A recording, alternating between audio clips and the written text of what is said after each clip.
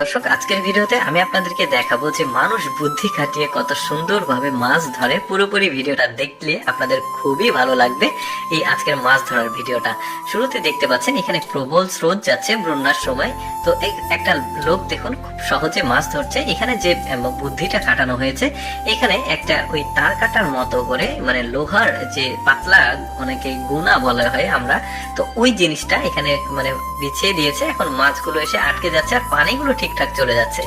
এরপরে এই লোকটার মাছ ধরার একটা দৃশ্য দেখুন। দেখুন এই যে একটা বোতল অর্ধেক করে কেটেছে আর বোতলের মধ্যে একটা লিকুইড দেওয়া হচ্ছে, আর ওইটা পানির মধ্যে দিলে ওই বোতলের মধ্যে মাছ এসে ঢুকে যাচ্ছে আর ও জাস্ট বোতলটাকে তুলে নিচ্ছে। বোতলের মধ্যে মাছ আটকে থাকছে। এই যে দেখতে পাচ্ছেন অনেক মাছ ধরেছে। এইরকম এক্সেপশনাল মাছ ধরার দৃশ্য কিন্তু আজকে আমিও আপনাদের সাথে প্রথম দেখছি। এই যে অনেকগুলো মাছ পেয়েছে, জাস্ট বোতলের মধ্যে এই যে পাতলা যে মানে তরল জিনিসটা এইটা দিচ্ছে আর এটার মধ্যে মাছটা উঠছে। এরপরে দেখুন এই লোকটা কি বুদ্ধি করেছে। এখানে তার মানে বড়শি বা কোনো কিছু নাই, বাট এখানে মাছ আছে। সে হেডফোন দিয়ে মাছ ধরছে।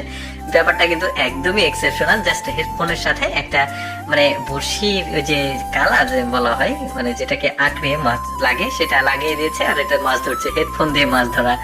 এরপরে এই লোকটা দেখুন কি একটা বুদ্ধি, জাস্ট একটা ডালের সাথে অনেকগুলো বড়শির গেঁথে দিয়েছে মানে খাবার দিয়ে। এই মাছগুলো দেখুন একসাথে কতগুলো মাছ সে ধরেছে, বেশ চমৎকার।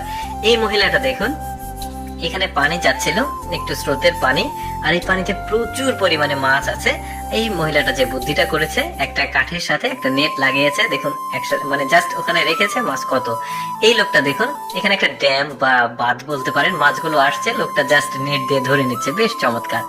এই লোকটা দেখুন সবাই যে আসলে ভাগ্যক্রমে মানে বুদ্ধি খাটিয়ে মাছ ধরে তা না, এই লোকটা কোনো বুদ্ধিই খাটায়নি, জাস্ট ভাগ্যের জোরে আসলে মাছগুলো পাচ্ছে। দেখুন এখানে স্রোত যাচ্ছে আর মাছগুলো স্রোতের বিপরীতে লাফায়।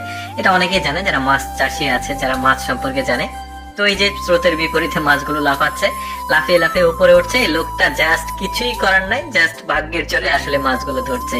এরপরে দেখুন একটা প্রচলিত পদ্ধতি, গ্রামে মাছ ধরা হয় ঠিক এভাবে যখন বন্যা আসে। তো এই যে জালগুলো এভাবে মানে খেপলা জাল বলা হয়, এই জালগুলো দিচ্ছে আর বড় বড় মাছ কিন্তু উঠছে, বিশাল সাইজের সব পাঙ্গাস মাছ।